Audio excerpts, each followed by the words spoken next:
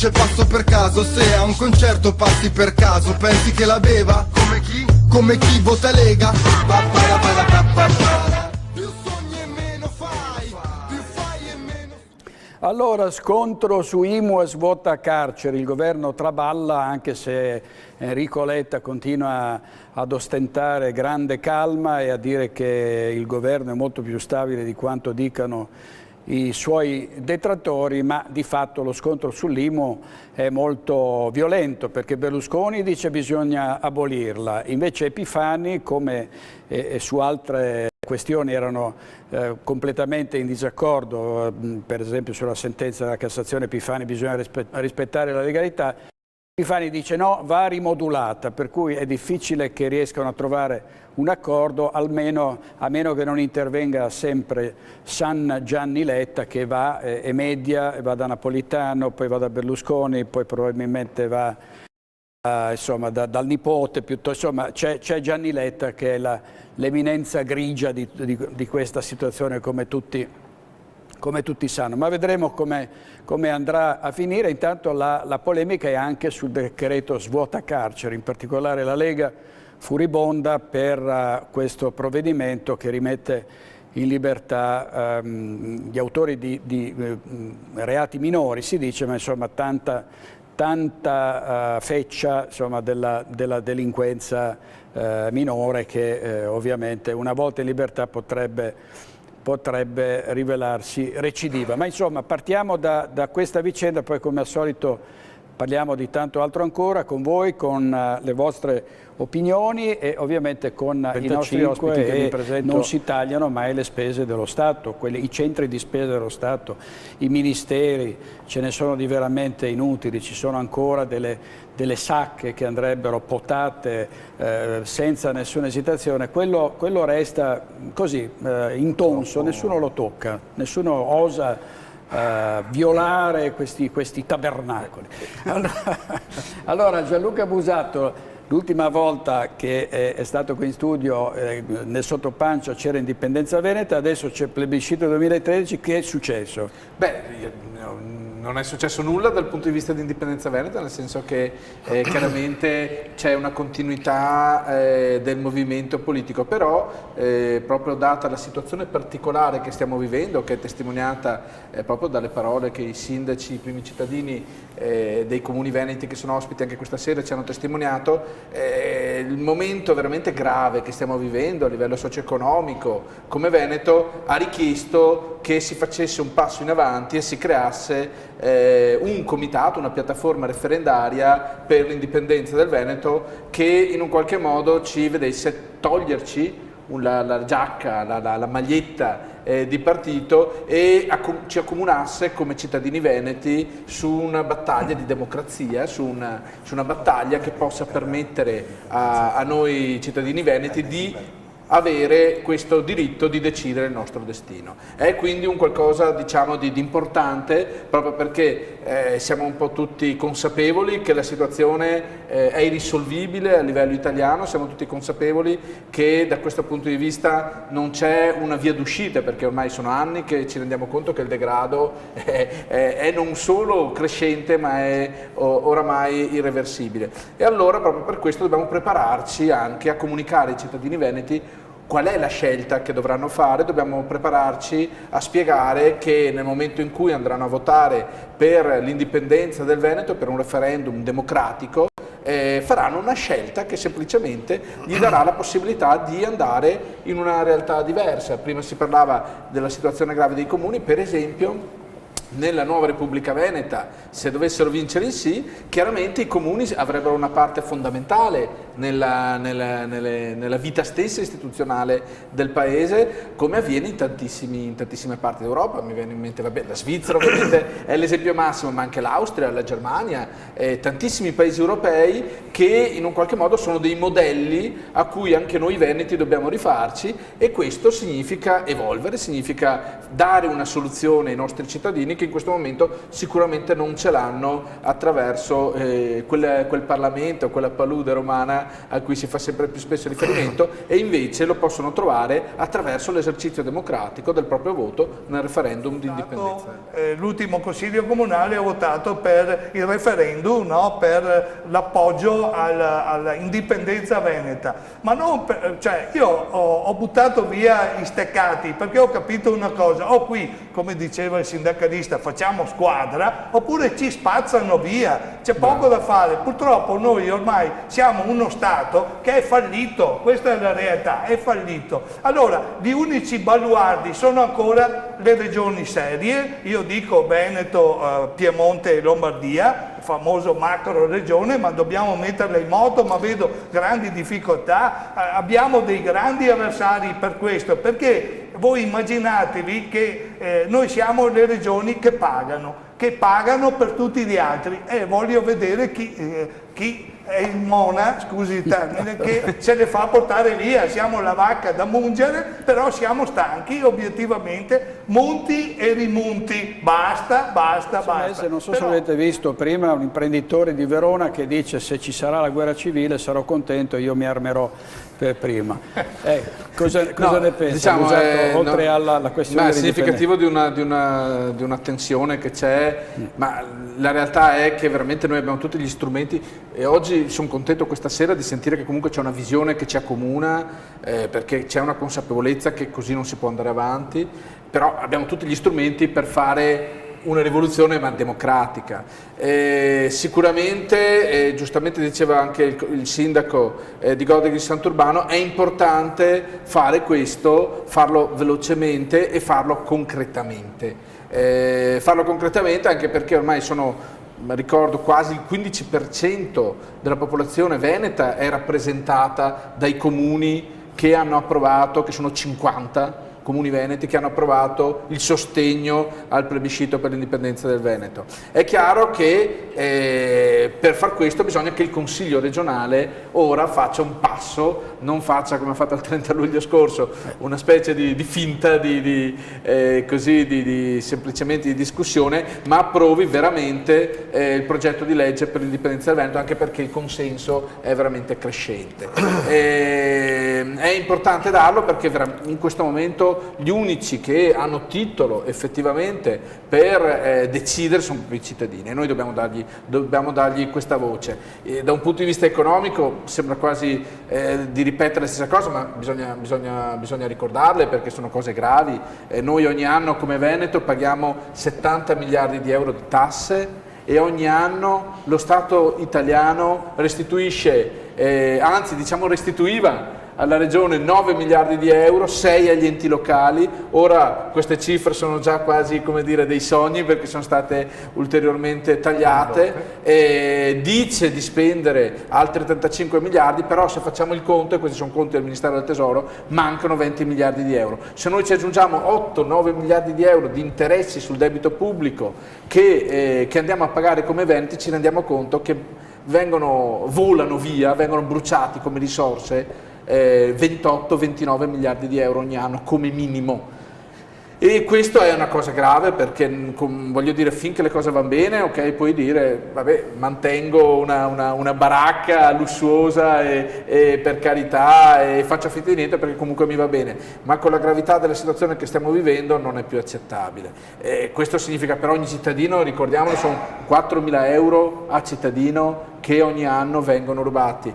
Su una famiglia media di 4 persone sono 16.000 euro. In 10 anni viene rubata una casa importante di 160.000 euro dallo Stato ai nostri cittadini veneti, e con la situazione che stiamo vivendo questo diventa inaccettabile e prende dal cittadino neonato all'ultracentenario questo furto.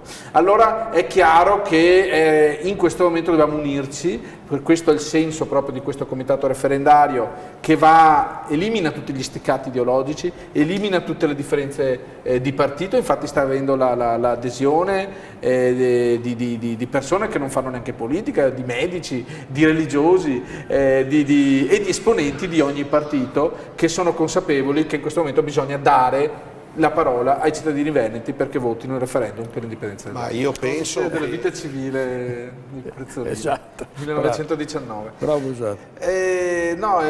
Quello che diceva il sindaco Bonat è veramente preoccupante, perché effettivamente noi abbiamo come Veneto un qualcosa che era studiato nel mondo, perché il reticolo produttivo del Veneto, il più fitto reticolo produttivo del mondo, era un qualcosa che attirava proprio gli studiosi e fino a qualche tempo fa anche i politici. Ci ricordiamo tutti quando Clinton era venuto a decantare questo territorio e il nostro tessuto produttivo. Il dramma è, questo emerge anche dai dialoghi che noi come piattaforma, come comitato referendario stiamo facendo anche con le organizzazioni diciamo professionali di categoria. Il dramma è quello che si sta intaccando veramente la vitalità, cioè la mortalità delle aziende e delle attività produttive in questo momento sta mettendo a grave rischio la vitalità e quindi anche la continuità per il futuro del nostro tessuto produttivo, e rendiamoci conto che questo sarebbe drammatico, perché la perdita del know-how, della capacità, della conoscenza,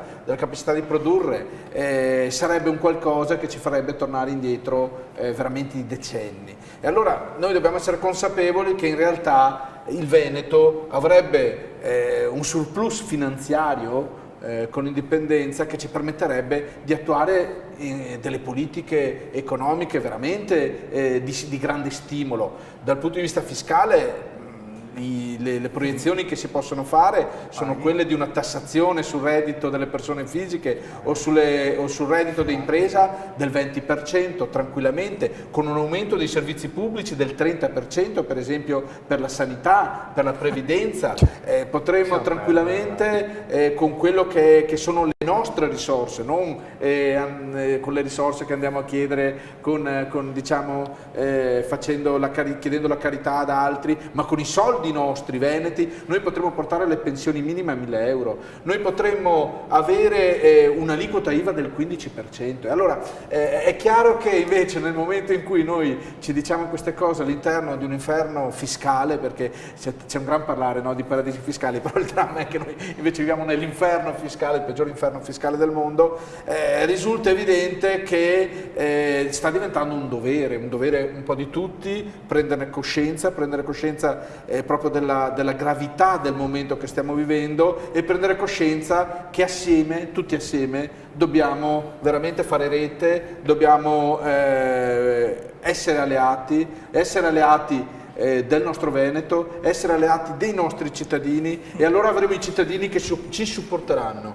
Se noi prendiamo coscienza di questo e prendiamo coscienza del fatto che al di là delle idee, perché uno può essere di destra, di sinistra, uno può avere una certa ideologia piuttosto che un'altra, ma al di là di queste idee siamo tutti accomunati dalla gravità del momento, e per cui tutti assieme dobbiamo supportare questa esigenza che oggi è diventata un'esigenza di democrazia che ci impone di dare lo strumento decisionale ai cittadini veneti, perché loro, che sono i depositari della sovranità, solo possono in questo momento decidere, vista la gravità del momento, qual è la strada da perseguire. Dobbiamo dargliela, e poi da questo punto di vista io credo che faremo semplicemente un servizio a noi stessi, a tutti quanti, e in fin dei conti alla cittadinanza. Allora, avviso quando le persone, imprenditori che siano, scrivono che saranno i primi ad armarsi, c'è poco da ridere, perché è vero, qui nessuno scherza più. Ricordo, ahimè, come ho avuto anche qualche anno fa con l'indulto, un episodio personale. Avevamo subito un'aggressione in casa da parte di un pregiudicato, che poi è stato supportato anche dai suoi familiari, sempre dediti, comunque anche loro pregiudicati. Insomma, abbiamo rischiato veramente grosso da questa aggressione. Fatto sta che poi queste persone non si è potuto procedere, perché comunque l'indulto le aveva reso impossibile procedere e perseguirle. Abbiamo solo speso un sacco di soldi, ovviamente, di avvocati, abbiamo subito una gravissima ingiustizia a livello personale, e poi abbiamo avuto anche questa come dire, esperienza, no? di ingiustizia ulteriore, proprio grazie a questa legge dell'indulto. Ecco, ci sono cose che io cioè, come cittadini si fatica a capire, e non solo come cittadini. Parlavamo sempre come comitato referendario con un direttore di un importante istituto penitenziario, di un capoluogo del Veneto, e ci manifestava che effettivamente la situazione è spesso ingestibile, anche proprio perché non ci sono fondi, non ci sono soldi, la situazione da questo punto è drammatica. Allora mi chiedo, appunto, è corretto, è giusto? Cioè, in uno Stato civile è una situazione che possiamo accettare, quella di non avere nemmeno una tutela né della sicurezza né poi di poter assicurare, di poter essere certi che le persone paghino per quello che hanno fatto, anche la certezza che della ci sia pena. uno Stato di diritto, una certezza della pena. Allora, ecco, come cittadini non lo si capisce, non lo capiscono nemmeno gli operatori del settore. Io credo che questo sia un altro dei motivi per cui dobbiamo rifondare un paese diverso, per cui dobbiamo veramente creare una nuova Repubblica Veneta in cui invece le pene siano certe, in cui le carceri siano con i servizi e con gli investimenti che sono necessari a farle funzionare, in cui i cittadini possano avere una giustizia e in cui quando tu sei a casa possa stare tranquillo, e poi chi fa dei reati paghi il giusto conto con la giustizia per i reati che ha fatto. Ecco, io credo che un aspetto importante per crearci un nuovo paese, al di là degli aspetti economici, sia proprio questo, della sicurezza, dello Stato di diritto e di regole poche, certe, ma che siano rispettate da tutti. Sì, tra l'altro molto spesso i proprietari di questi appartamenti uno pensa siano dei paperoni. No, certo. Noi veneti siamo abituati ad avere l'appartamentino, e magari qualcuno della famiglia lo comprano o per i figli in previsione, e poi lo affittano, e poi in realtà questo appartamento non resta più nella loro disponibilità.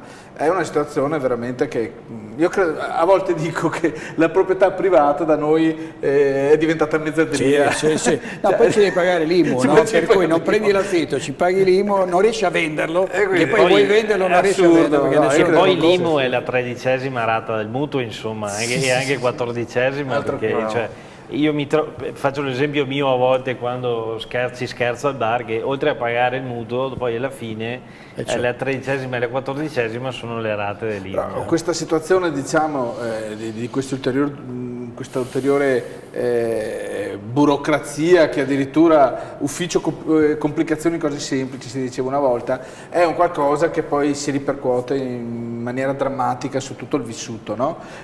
C'è uno studio, proprio, mi sembra che la stessa Regione Veneto l'aveva fatto sul Veneto stesso, commissionato a un'organizzazione Doing Business della Banca Mondiale, della World Bank, che aveva dimostrato come solo per l'impatto della burocrazia le nostre aziende perdano 2 giorni di trasporto delle merci, per esempio, rispetto alle aziende di altri paesi europei, e questo ci pone in condizioni assurde, perché solo per aspetti burocratici, e questo poi appunto ha delle ricadute su tutto, sugli affitti, sulle cose banali, sull'economia, sugli aspetti diciamo di vita quotidiana. Ecco, questo non può più essere giustificato in un mondo, cioè da noi, diciamo, come veneti poi siamo abituati anche come mentalità ad avere un approccio pratico, ad avere un approccio, come dire, diretto, mirato a risolvere i problemi e al fare, prima citava il sindaco, come i nostri anche dipendenti dei comuni da noi, pur con poche risorse, riescono a fare miracoli, ma questo vale dappertutto, le nostre aziende, le nostre famiglie, noi proprio siamo abituati così, noi siamo abituati così, però questo non vuol dire che proprio perché noi siamo abituati così dobbiamo farci carico di una situazione che ormai è assolutamente insopportabile, e questo è un'altra, l'ennesima, scusate se mi ripeto, dimostrazione che noi dobbiamo veramente rifondare il nostro paese su altre basi ed eliminare questa cosa che non ci è propria, ci è stata portata da una cultura anche, se vogliamo, napoleonica, savoiarda, è stata imposta sul nostro tessuto, ma i veneti questa cosa è una cosa che neanche capiscono, perché proprio non fa parte della nostra cultura. Liberiamocene, perché non serve a niente, è solo spreco, è solo diseconomia, è solo stress, e non ci serve a niente questa burocrazia. Vorrei Abusato, un'altra cosa, cioè in un confronto eventuale nelle regionali del 15 tra Zaia e Zanonato, secondo lei che succede? Diciamo, ovviamente noi pare che a quel sia... punto il nostro auspicio è che non siano delle regionali ma siano delle presidenziali. Per cui sicuramente da questo punto di vista l'approccio è di questo tipo, cioè la nostra priorità in questo momento è tutta rivolta alla indizione del plebiscito per l'indipendenza, del referendum per l'indipendenza, e qui stiamo spingendo su questo, e credo tra l'altro che Luca Zaia non abbia fatto mistero di essere a favore di questa soluzione, infatti, per cui siamo confidenti. Però scusi, vorrei sottolineare questo: tutti i comuni di sinistra non hanno mai votato. La mia opposizione non si è nemmeno presentata, mandando tra l'altro il capogruppo è anche segretario di Zanonato, siccome ultimamente respira le arie molto sottili dei palazzi romani, l'elio poi dà un po' alla testa, e allora adesso non si presenta neanche più a discutere le cose terrene, lui è sui alti piani. Questo è un indubbio aspetto statistico, tra l'altro noi stiamo cercando proprio di spingere perché vengano abbattuti questi steccati ideologici. Siamo riusciti a farlo approvare in un comune che è governato da una giunta di centrosinistra che è Zero Branco, ma abbiamo dovuto fare la raccolta delle firme dei cittadini.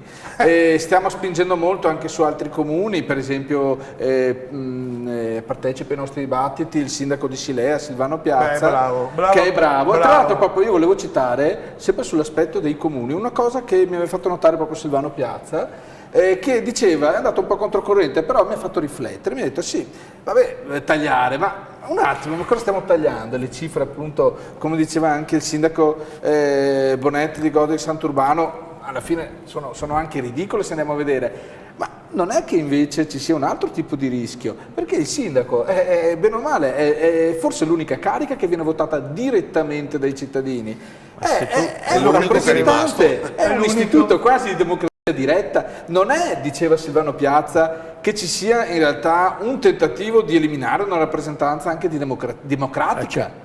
Guarda, perché alla fine questi sono il primo fronte dei cittadini. Hai perfettamente ragione, perché che c'è. Se noi leggiamo perché io ho sempre pensato a quello che dicevate voi, che noi sindaci siamo stati eletti, tutti quelli che ci sono qui, a cominciare, non faccio nomi, dai nostri capi, sono tutti nominati, che è una cosa diversa. La Repubblica Serenissima, che ha governato il mondo con la democrazia, quando nel resto del mondo c'erano i potentati, i re, gli imperatori, i granducati, eccetera, aveva la democrazia. Lei che è uno che conosce bene la storia meglio di me, ma come facevano a eleggere il Doge? Mica come facciamo noi a eleggere il Presidente della Repubblica, voglio dire che non lo eleggiamo nemmeno, ma era un sistema molto complicato. E lì effettivamente non c'erano le lobby, non c'erano i padroni, era un sistema